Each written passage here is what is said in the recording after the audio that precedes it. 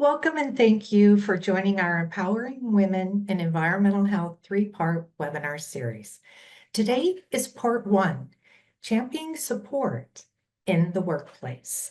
According to data from October 2024, women make up approximately 45 to 50% of overall environmental public health workforce in the United States. However, representation varies significantly in leadership and certain technical specialties within environmental public health. Women have historically been underrepresented through this, but we are gradually improving over time. Some projections indicated that women could reach parity or even majority representation in overall environmental public health workforce by the late 1990s. Through leadership positions were expected to take, although leadership positions were expected to take longer to achieve balance. I would like to introduce you to our panel today. First off, we're going to be speaking with Lisa Van Raemdonck, University of Colorado, Denver, School of Public Affairs. Lisa has recently been awarded the Excellence in Mentoring Staff Award. This award recognizes staff member for exemplary mentoring skills that optimize collective success and improve workplace culture for all. Also, we have Christopher Walker, NEHA's own Senior Program Analysis. Christopher also runs our Environmental Health Leadership Academy, among many other important projects. And Nicole Aguilar, Supervisory Environmental Health Specialist in the Consumer Protection Programs in Larimer County Health and Environment. We ask that you put any comments, questions into the chat box, as we will all be monitoring those throughout the next hour, and we will use those as questions and comments to discuss. So first, Lisa, I'm going to throw it back to you. And what does supporting, championing, and being an ally to women mean to you? And how have you put that practice into place in your own work environment? Thanks, Christy. It's great to be here with this panel and have this conversation.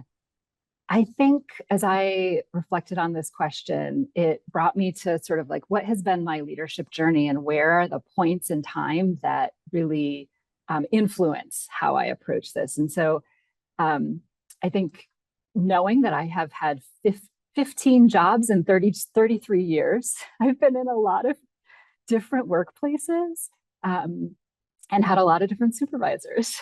And I think, early on in my teenage years, I had a tough experience trying out for drum major my junior year in high school, for junior drum major. And the two finalists were both girls, and the all-male staff decided that they didn't need a drum major that year.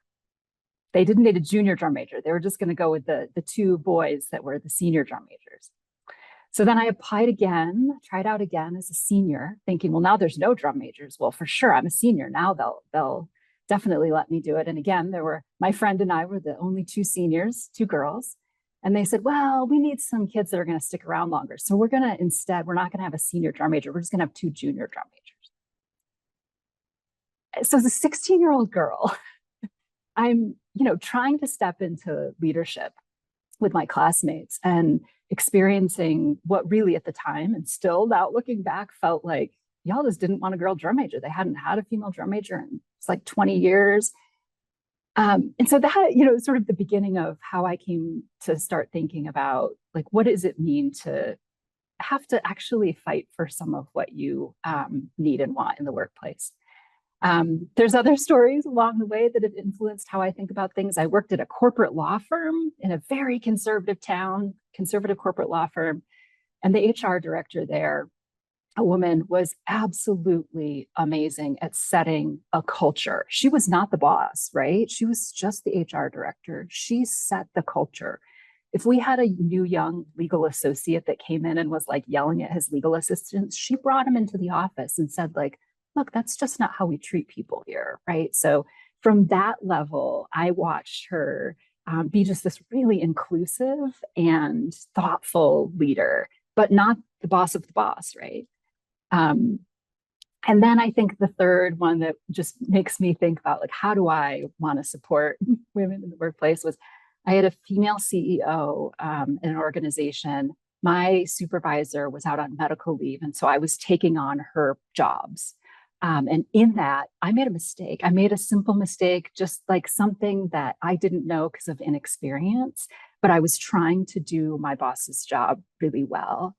And it was never really explained to me what the mistake was. Instead, the CEO yelled at me about it in the hallway of the office with all open doors on both sides. So everybody could hear that the coordinator doing her boss's job, was getting yelled at in the middle. And so when I think about like, okay, but what does feedback mean? What does it mean to create a space for learning where like it was a big mistake on the money side of things. Like I didn't realize cash flow was a problem. And but it doesn't, at some level, it's like, how are you helping me understand what the challenge was? And so I think those things earlier in my career were things that were both examples of like, how do you support people in the workplace? How do you create a culture that is a supportive culture? And how do you stop when someone is sort of breaking that culture and say, wait a second, we don't do that here. We act differently. And then certainly ways that I knew like I'm never going to be that kind of boss, right?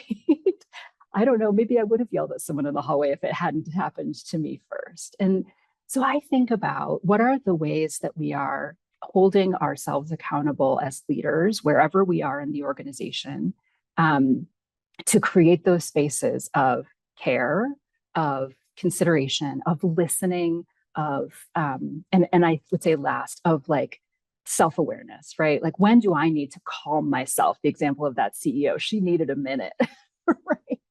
She needed a minute. When do I need to calm myself before I intentionally step into something that's a tough situation? So a little bit of my journey and then a little bit of where I've picked up some of my ways of being in the workplace. And I know we're going to be circling back to those major issues. And so, Chris, I know from working with you at NEHA for many years that you are surrounded by strong, independent women, both professionally and at home. So, with that, what role do you see men playing in creating a more inclusive and supportive environment for women? Thank you, Christy, and thanks for the opportunity to even be on this type of platform.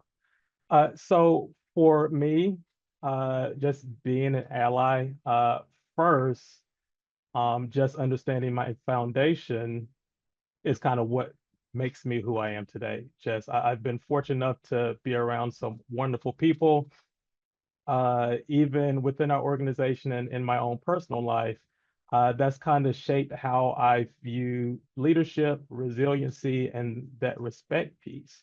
And it started with my mother, that core value, pretty much treating everyone with dignity, regardless of gender, race, or socioeconomic status. Those things that's a part of my core. So if you know me and interact with me, my goal is never to overlook anyone, because each person has a value. So that's my core and how I engage with people, how I deal with any projects, how I oversee any type of work that we do to help move public health, to move environmental health, to move our profession forward. So that's something that I strive to treat others the way I want to be treated. It means a lot as a person of color. I know that sometimes that can be something that's looked at, but I always try to be mindful of that. When it comes to just being in a family dynamic, my sister, very strong. She was my role model. She was the person that I looked up to when it came to college. She pursued her college degree. She's even has her doctorate. She's a clinical mental health counselor. So just seeing her trajectory and seeing that work just gave me that appreciation of the work and the time that you have to put into your craft and engaging with others. And then I was lucky enough to marry my better half who practices law. And she's had the ability to, she has her own law firm. And just seeing how she interacts and see how she puts the time and work in, all of this, once again, is that respect piece where I really admire the people that I've seen kind of growing up from uh, being very young to now. So those have really shaped me to be who I am. As well, I am a part of Team Girl Dad. I have a family of five, two daughters. So I really want to show and demonstrate, hopefully, what I would hope for them to be able to see whenever they get into the workplace and work with other people. So with those types of things, as you kind of understand a little bit about me, and I will throw a shout out to Lisa. I was also on the drum line. I was in band, so band nerds, stand up, wonderful. But one thing I just respect, bringing that respect to everything, no matter who you're talking to, whether meetings or engagement, or even when I'm going to get gas, each person is there. You have to the ability to recognize, the ability to, hey, we're all in this together. So there's the opportunity there, but also there's not a one size fits all approach. It's not just I'm going to deal with this person in the workplace this way, and I'm going to do it for everyone. Respect should be provided to everyone, but when it comes to interacting with women, I have some that I've engaged with that may be soft spoken. So I'm not trying to be disrespectful, raise my voice in any way. I have some who push back, and I always appreciate that because it's always in a respectful way that we're not trying to be disrespectful. We want to make sure that we're doing good work. And in those types of engagements, I do my best to make sure that I'm listening. And that active listening is really important to where it's not just listening, oh, I have another comment that I'm going to respond to, and I'm just ignoring everything else that you're saying. But active listening is hearing how their day is, hearing how things are going on, professional and personal. Because we And can, respect is just that, Chris. yes, Listening to the person, seeing them, hearing their concerns or ideas, and that's respect. And so again, respect to the band nerds. I too am a band nerd. Grew up in a small farming community, and our band was so small that in marching season, all us woodwinds would have to change to brass. And then, so clarinet, trombone, and the flag corps, we had to have all kinds of roles, and we were not respected at all as band nerds. And so with that, Nicole, let me jump over to you, and you're going to talk to us a little bit about how you can actively support the growth and leadership development of women through major life changes, such as starting a family and one work and life balance shift. Yes, thank you, Christy, so much. And thank you for the opportunity to be on this panel. I think with what you were talking about, that, environmental health had been weighed more heavily male. As especially when I started my career, I have been fortunate enough to be at Larimer County for the entirety of my environmental health career. So being here for almost 22 years, there have been many lifestyle changes that have come from being a brand new graduate and a brand new environmental health specialist up to supervising the program that I have also worked in the entire time I've been here. And what I have seen is that there being less females in environmental health early, there was really this underlying thought process of there's not enough room, there's not enough space for everyone, there's not enough. But that is not a thought process that, you know, when I would talk to my male counterparts, they were just like, oh yeah, I'm going to get to do this and someday I'll do this. But when I would talk to my female counterparts, it almost felt like there wasn't enough room for all females at the top. And so with that kind of sets this environment of, you know, that rise and grind. And I really lived in that for a giant piece of my career. And because I had my son later in my career, I'd been working at Larimer County for almost 15 years when we adopted my son. And so my supervisor at the time, who was a good person. It's not that he had this thought process that you must work this hard to earn my respect, but he was very used to that grind level. Nicole, I'm going to show up early. I'm going to work through lunch. I'm going to stay late. I'm going to say yes to everything because I just want the opportunity. And when my son came along, all of a sudden it was, no, I'm leaving at 4:30. I have, he's been at daycare for this long. I want to go home and enjoy this. And it was a huge shift for my supervisor. And, we had long conversations about it. And I remember thinking, what do I do going forward for new people that are coming in, even before I was a supervisor, taking on that mentality of leading without authority, similar to the HR person that you were talking about, Lisa, that starts to, teach these developing healthy boundaries early in a career. So that way, as you shift into these lifestyle changes, you already have a good idea of how to balance those things out. And you know what is important to you, and you've communicated that to your supervisors, and either that's been well received or it hasn't. And if it hasn't, that can kind of let you know, maybe this isn't the place I need to be. And so there was that lifestyle switch. But also one of the things that I am seeing now that I think is really rarely talked about is that sandwich generation. Folks that are, have young children at home like I do, but also have ailing parents that may need, or aging parents, or, sick family members that may also need their help and care.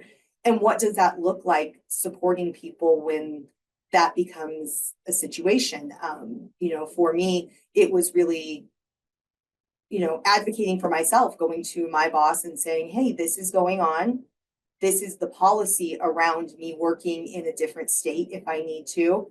This would be your responsibility and what Larimer County has set up in place. And this is what I'm going to need should that arise. Where earlier in my career, I would have gone in, very soft-spoken and, hey, this is going on with my family and I might need a little bit of time off. I hope that's okay. When of course it needs to be okay. And really letting my staff see that, being very upfront and transparent with them of whether it's something serious of like, I may have to be gone for a little while to go help my dad, or, hey, I am taking a day off today because I have the time and, the Nuggets won the championship and we really want to take the kids down to the parade and let them see that. And my staff, are like, that's great. Like we like that is set. So really thinking about those different lifestyle changes. And then even more so, I think, Chris, we had talked previously of environmental health specialists and the work that is done in the field. How do you inspect a restaurant when you're 8.5 months pregnant, or do septic evaluations and inspections? And we talk a lot about that with the supervisors that I work with of, for me, I keep a few projects on the back burner for, if someone did have something come up that they needed to work from home and they couldn't be in the field as much, that these are things we can push forward. And just having that proactive approach to know these are some things that I can do that can keep staff working as long as possible, and still feel like they're contributing to our mission. We also spoke briefly when we met before putting this panel together of when a woman is in the workplace and she's working up into a leadership, and then she becomes pregnant, she steps out of the career for a while, and she comes back. How do you bridge that gap of coming back and getting back on the ladder again? I'd open that up to any of you. So how do I you mean, I think return? Go ahead, one Lisa. of the things I think about, because I do in my work at the school, a little bit of, sort of career guidance for folks. And, there's plenty of things that you can put on your resume, skills that you have that you gained being that early parent, right? Like those aren't things that are completely separate. Those skills are in practice, things that you get to practice at that time are not completely separate from your office work, right? So translating some of those things into a professional interview, thinking about what your resume looks like instead of, oh, it's a big gap. I didn't do anything that's related to this job I'm applying to. Like, that's not likely. I say the same thing about if you, decided you wanted to take some time off and do a different job, start your own little business or something, and it didn't work out and you come back, like you've learned a ton of things. How do you translate that into interview questions and then a cover letter and resume? And I think it's really possible. Nicole, you received a comment in the chat. Thank you, Jeanette. I always appreciate you, Jeanette, and I think that we are starting to see, while that still may exist, I think we are starting to see that shift. It's one of the things I love so much about the younger generation and the newer EH professionals is that is just a mindset of generations that are coming after us of what is important. I have younger staff that I am constantly impressed of the way that they can advocate for themselves.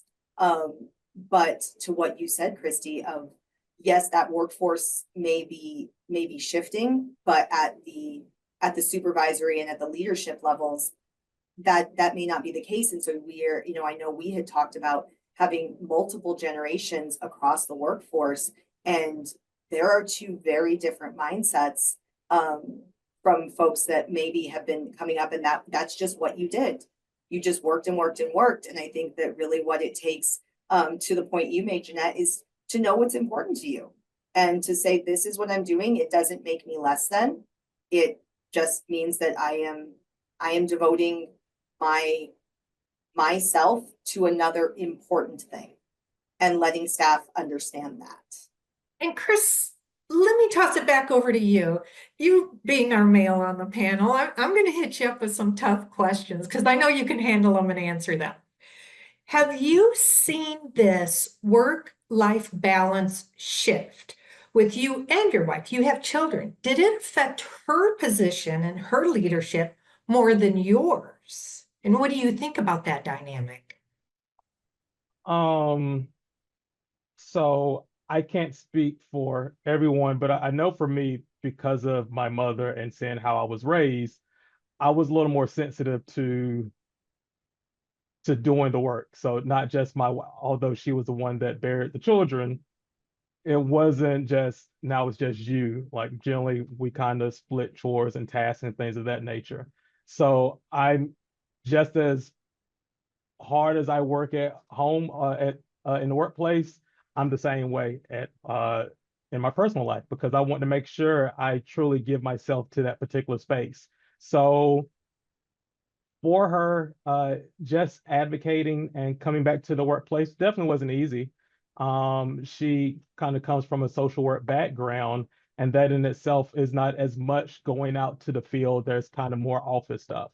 So I don't think her ability to improve or move up was not necessarily impacted as if you were kind of working maybe in the environment health field, where as we look, we're very numbers driven. Did you get your inspections for the month? Did you get your inspections for the quarter? If you don't get your certain inspections or numbers, are you now put on an improvement plan and those types of things? So this is the opportunity to work smarter, not harder. It's once again, it's not a one size fits all approach. There's a level of advocacy, and Nicole pointed out something really great, that there's opportunity to be able to go and say, hey, I'm coming back from work. I don't feel comfortable doing XYZ. Is there something that we can collectively do? There's that back and forth. If I was there, I may ask questions, but I don't want to disrespect, to be insulting in any way. I want to make sure that, hey, we're both on the same page. So I think any type of life changes and things of that nature, it's a two-way street. That communication is really important. So let me ask all of you too. We keep talking about communication, respect, and speaking up. But as Kristen mentioned earlier, what about that individual who's a little shy, maybe a little nervous about advocating for themselves? As us in leadership roles, how can we help that person advocate for themselves? And how can we advocate for them and make that the norm? I think I'm going to answer your question just on the side a little bit, because I think one additional option, in addition to sort of helping someone feel more comfortable advocating for themselves, is actively making space for all of the ways that people want to have work-life balance. And so I don't have kids. I am kind of a night owl. I sprinkle my life throughout my work, and I have that kind of flexibility with my job. So I might start working at 10 o'clock on one day. Tonight I'll be in an event until 8 o'clock tonight, right? Tomorrow morning, I'm probably not going to be like, at my desk at 8. It's not going to happen. And I might, take a lunch with a friend that's in town, right? I have that kind of flexibility, but it's also my responsibility to say, when you get an email from me at 8 o'clock at night, like that's because that's the time that I feel like working. That is not the time that anybody else needs to be working, right? If that's your good vibe time and that is a time that you're productive, like awesome. But like, let's not pretend that, somebody else, it's 5 a.m. When you're up with the kiddo or you're up with the puppy. So I think there's something about us outwardly making space and I will say things like, for example, I teach in our School of Public Health, and I teach one class one semester, right? I have colleagues that are teaching 3 to 4 classes. So the ability that I have to be responsive to someone is completely different than someone else. And so I hope you're catching my analogy here. What I will say to my students is, well, I have one class that I teach, and so I know that I'm going to get back to you more quickly than my colleagues, but that's okay. I'm setting this expectation that like what you get from me is okay, and what you get from them is also okay, right? Like that's what I mean by like leaving that space. So, me saying, yeah, great, Nicole, you should definitely tap out at 4:30. And then Nicole saying, yeah, you're going to get an email from Lisa at 8, but she's got that work-life balance figured out. Being really vocal about it, I think, is appropriate. Yeah, and I think also to that, it's what Chris was talking about in really having those communications, and it's not a one size fits all for for staff in your program or in your department.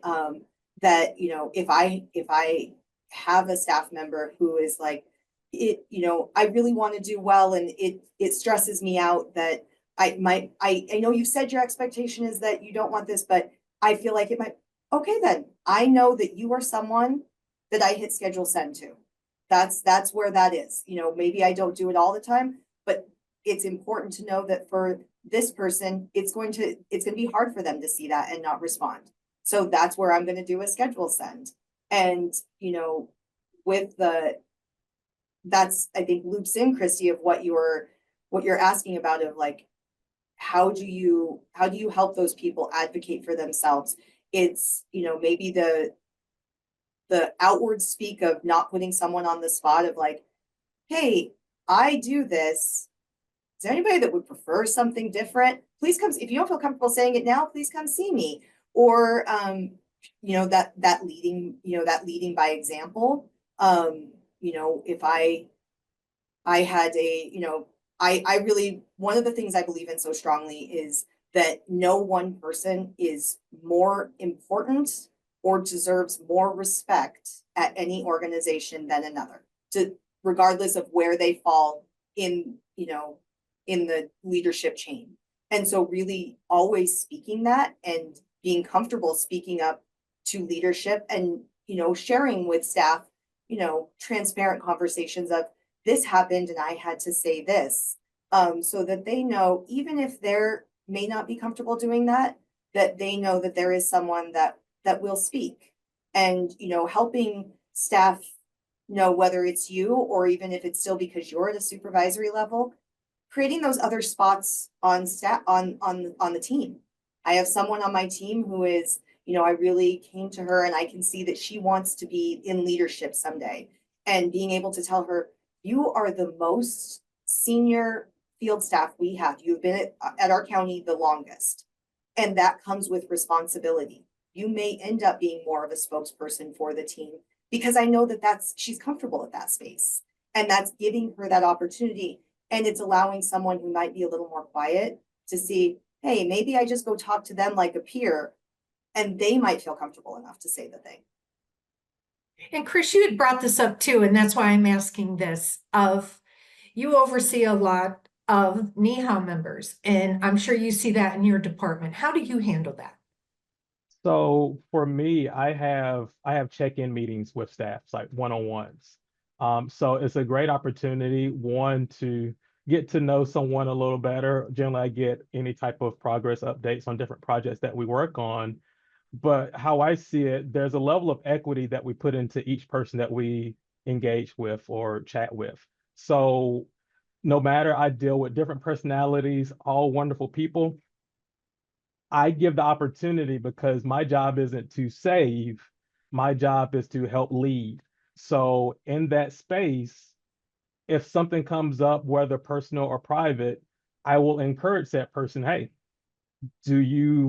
I would encourage you to move forward or bring this up with XYZ. Do you want to do it, or would you like the information to come from me? So my goal is to meet people where they are. Somebody might not feel comfortable being the one to start the conversation. So maybe I might be the one to start the conversation, but then copy the person on the communication. Or, you know what, Chris, I got this. I'm like, okay, so you got my support, so I have no problems with it. So there are, like, once again, there's not a one size fits all approach, but what I try to do when I build these relationships and get to know people better, it allows me to have a better understanding of either pushing or encouraging or, taking, what, I'm just going to wait and see, because enough people will reach out and say, Chris, I need help.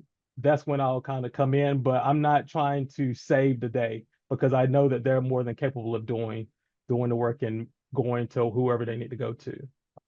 Chris, I love that. And also, just to add, like, this can operate outside of the hierarchy, right? So I supervise one person, which is partially why I'm like just super proud of that mentoring award, because it means that, it's not just that one person.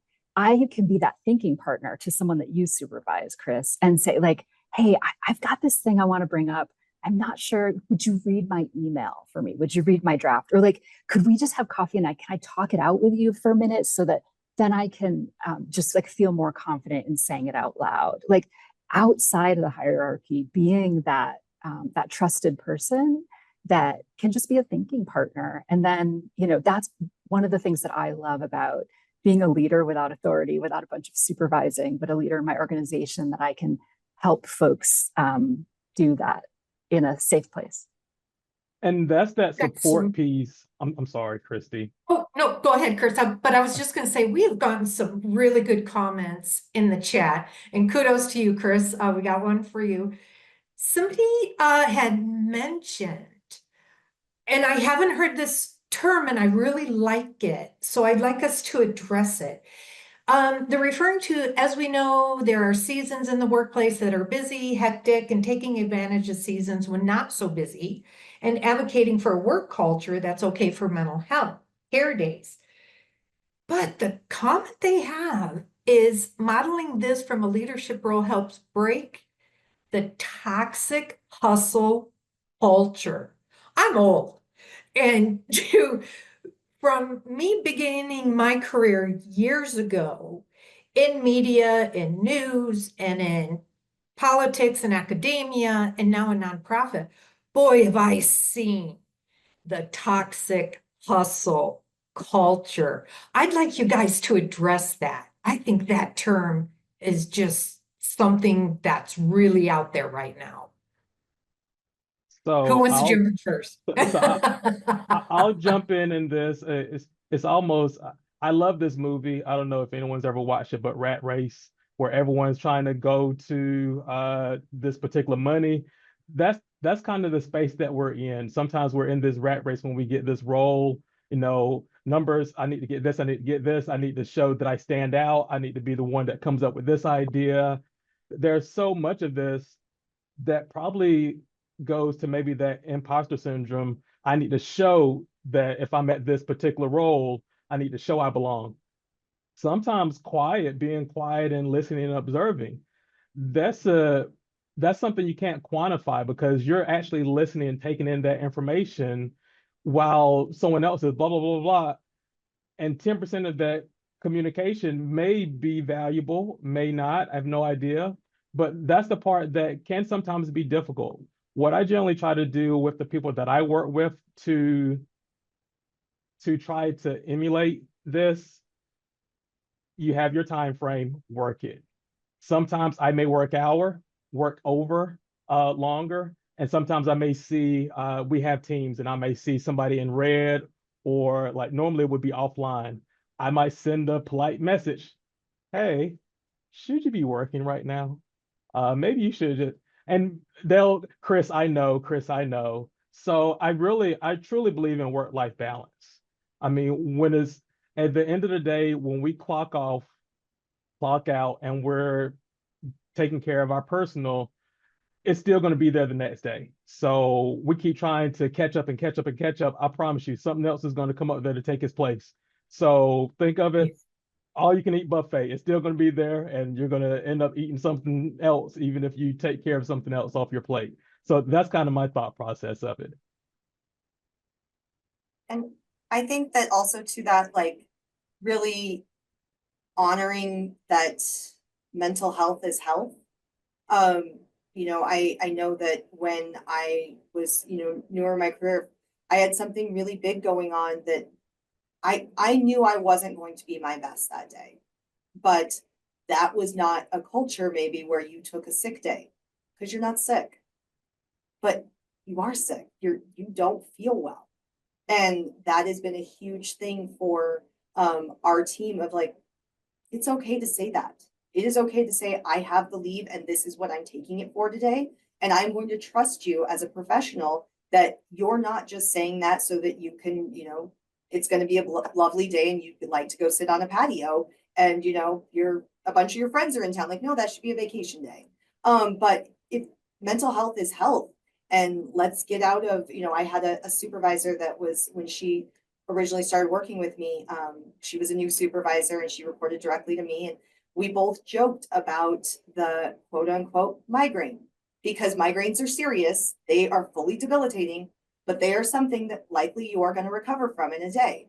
So instead of saying like my head, like I'm not in a good space and I am not healthy mentally today, I would say I have a migraine because that was an actual physical ailment that I felt comfortable using my sick day for.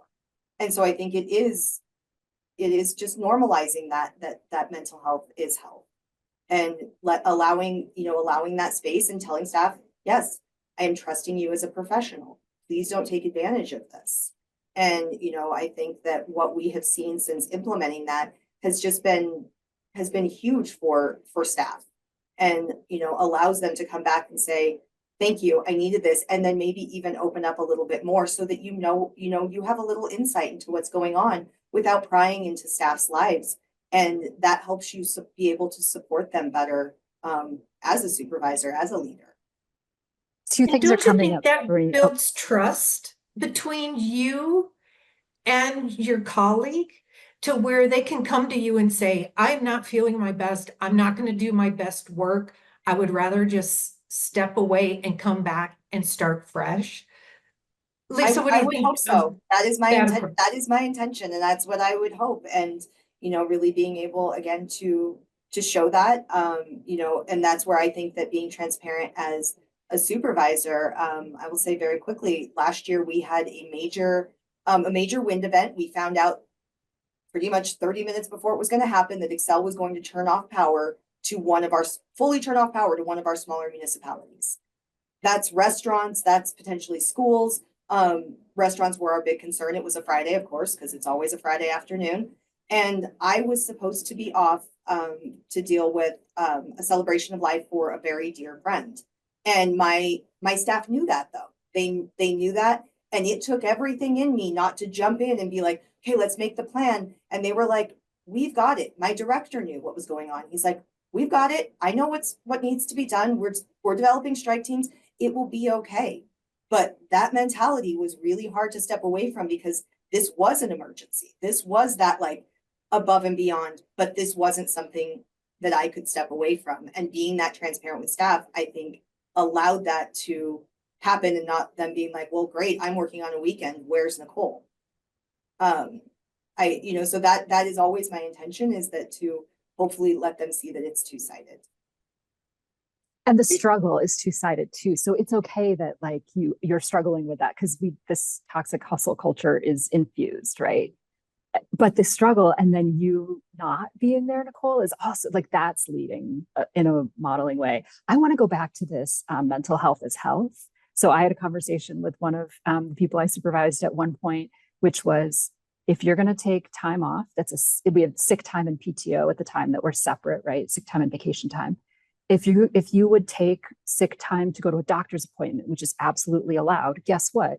You get to take sick time for your virtual therapy appointment that you're like literally going to do in your office, because you're going to hop back on right afterwards. You're going to feel better about it. Like that's sick time, your therapy appointment. And I think the conversation about our mental health too, like the more that we can be more open about it, I think the more that we can have conversations about it. So a colleague and I have kind of a joke about how, like, mentally and emotionally, we got kind of stuck on projects. This probably happens to some other people, I hope, as well. You're just stuck. And it feels like a burden. It's one of those things you're like, oh, I just can't get started. And then it becomes like it's starting to get behind and you get overwhelmed by it. So we have a joke about it. We call it our ghosts. And we talk about our ghosts. Like, okay, what are your ghosts this month? Like, oh, there's this thing that I just need to like make this spreadsheet and I haven't done it. And it's a mental health thing, right? Because if we keep it in ourselves, like our brain just gets spinning, we get overthinking, we get overwhelmed, we get embarrassed that something's late or like it's not going to be good. And let's talk about it, because we all do that. We all have a little bit of imposter syndrome. We all have a little bit of like, I hate this part of my job. I don't want to do it. So we joke about it and we send each other little gifts on like little ghost gifts on Teams of like, oh, I noticed you were doing some ghost busting today, right? Like you're getting some of that stuff done, like good work. And that too just sort of levels the field. So people, to your point earlier, Nicole, people feel more comfortable saying like, I'm stuck on this thing. You can help them through it. Okay, let me circle back. And this might be a little controversial, so I want you all to jump in and tell me your honest opinion. You always hear, oh, the strong silent type, the men aren't in touch with their feelings. Do you think any of those comments or stereotypes of the past hurt women, where men will, oh, I'll tough it out. I'm not going to take a sick day. I'm just going to go in anyway. And where a woman might take more sick time or a mental health day where a man will not? Or do you think that's still in the past? Or is that stigma still out there? Chris, I see the wheels turning. I think it's still out there. So think of it as a cloud. It's there, it's coming around, and it truly just depends. So sometimes a good amount of times, we like to put groups of people like in buckets. This is how men are, this is how women are. That was my point. Are the buckets still out there? So we like to make general comments, but I don't think it's accurate. I've seen women who are strong-willed, who, you know what, I got to get it done. And I've seen men, I have to take some time off because it's my turn. I have to cook dinner, and I'm the person that cooks dinner. So I will be the one, all right, it's time, I got to go. So that's the part that I think it's evolving. So I can't say that it still exists, but it evolves in different ways. And I feel like that imposter syndrome still is there embedded.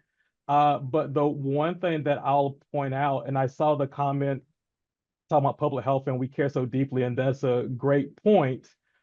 But the one thing that I'll point out, mental health wise, when you come to work, if you're 50% checked in and 50% checked out, you're only going to give me 50% amount of work.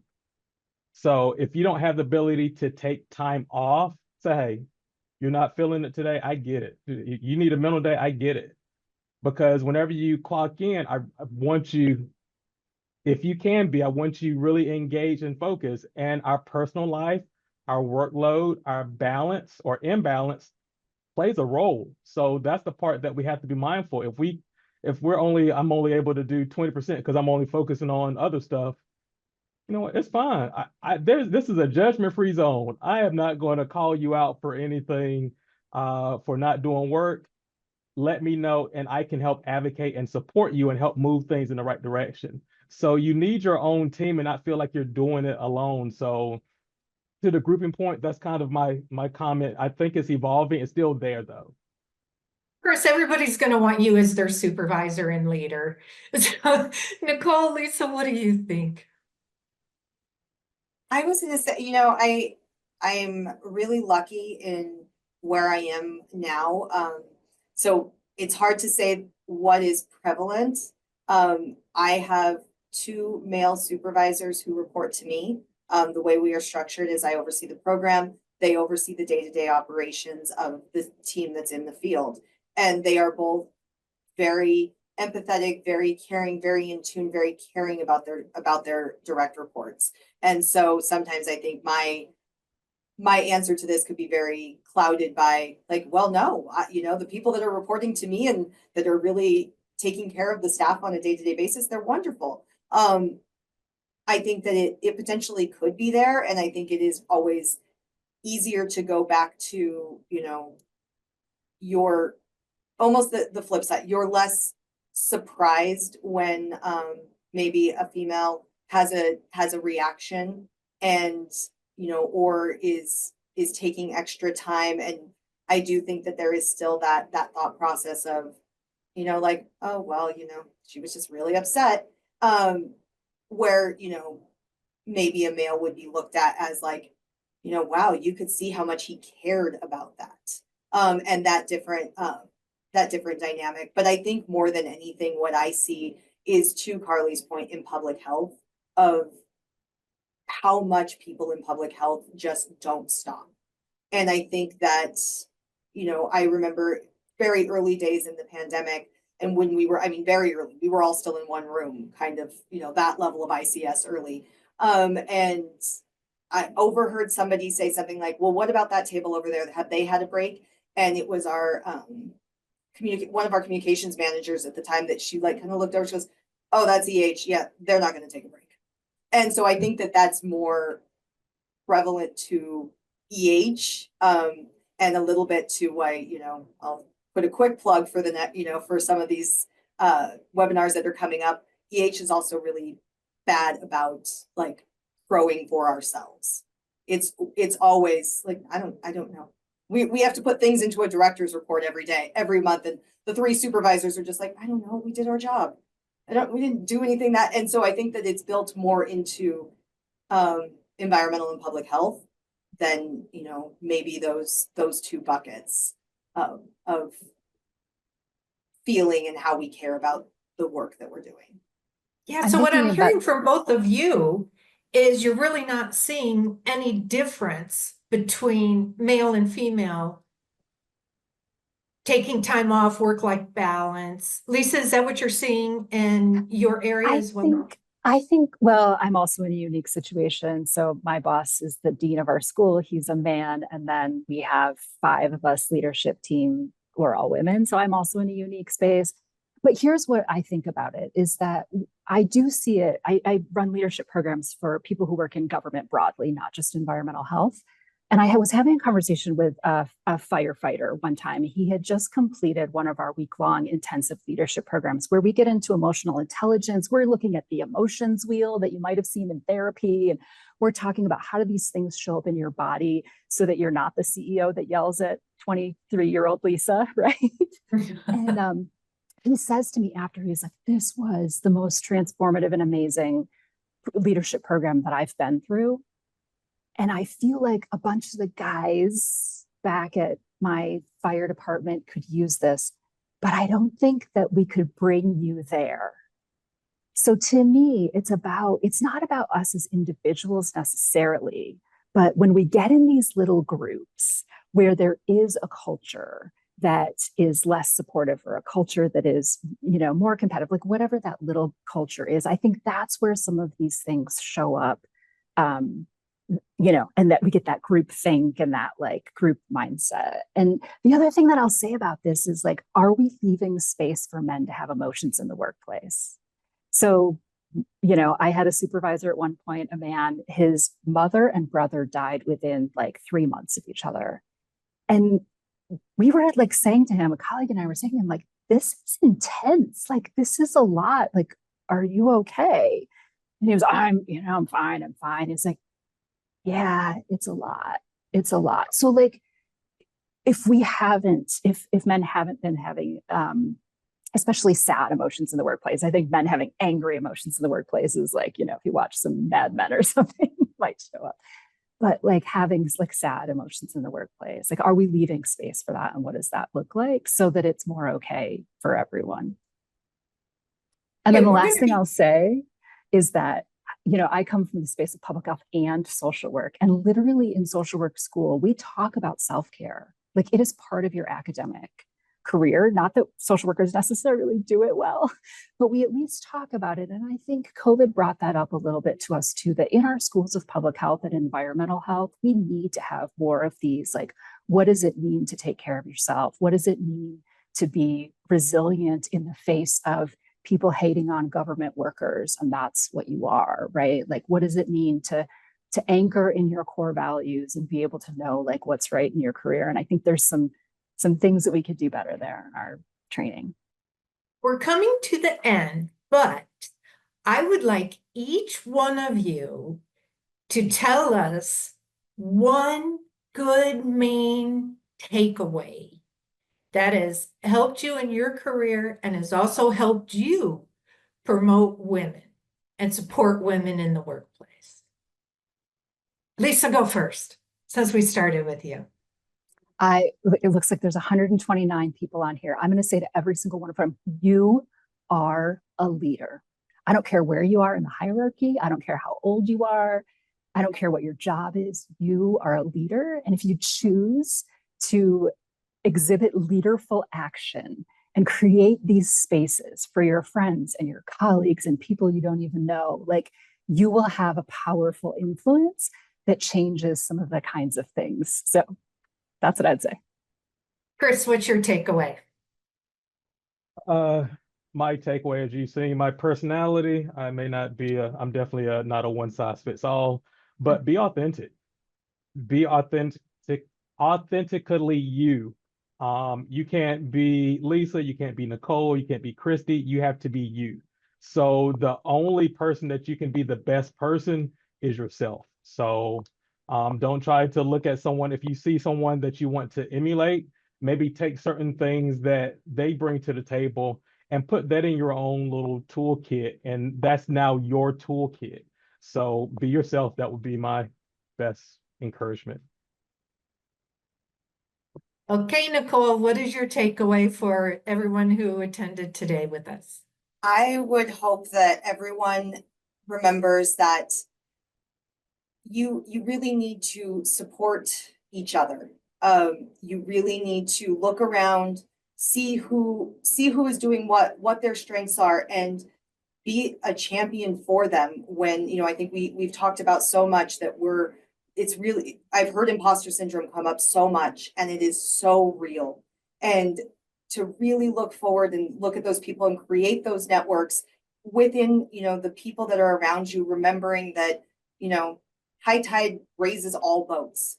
If someone is doing well, you're all going to go up. So really support each other to make your organization better, to make your team better, and really see that. And that is, that is leading without authority. See that in people and be that, and everyone will, hopefully start to come to that, and it will make everyone stronger and make them feel included, and just that they have a place, and really remind people of that every day. Just like Lisa said, everybody's a leader and you all belong there, and you are all just as important in your organization as the person, that signs all the checks and makes sure that everything goes every day. Well, I can't thank the three of you enough. This has been a really interesting and inspirational panel, and I'm sure all our attendees thank you. So, and we'd like to have you back at some point to continue our discussions. So, and I'd like to also remind that here at NEHA, we believe in supporting our community, especially during times of transition. We know that many in environmental health are currently navigating career changes. And NEHA is offering its first in-person career fair, which is taking place this summer at the annual Educational Conference and Exhibition in Phoenix, Arizona.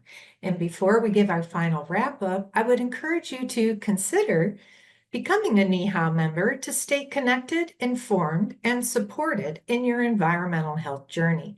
Membership gives you access to exclusive resources, networking opportunities, and events like this all year long.